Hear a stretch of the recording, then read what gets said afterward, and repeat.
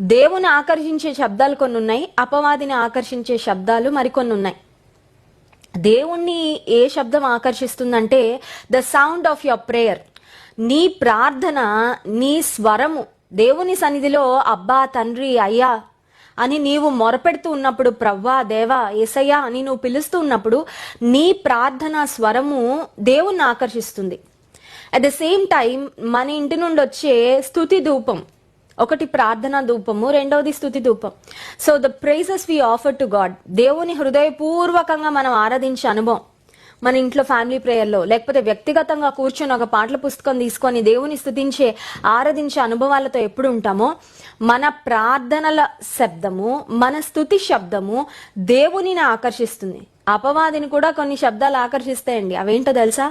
కొన్ని ఇళ్లలో నుంచి తాగుబోతుల సునాదాలు వినబడతాయి. కొన్ని గృహాలలో నుండి తిట్లు, బూతులు, ఆ తర్వాత ఒకరి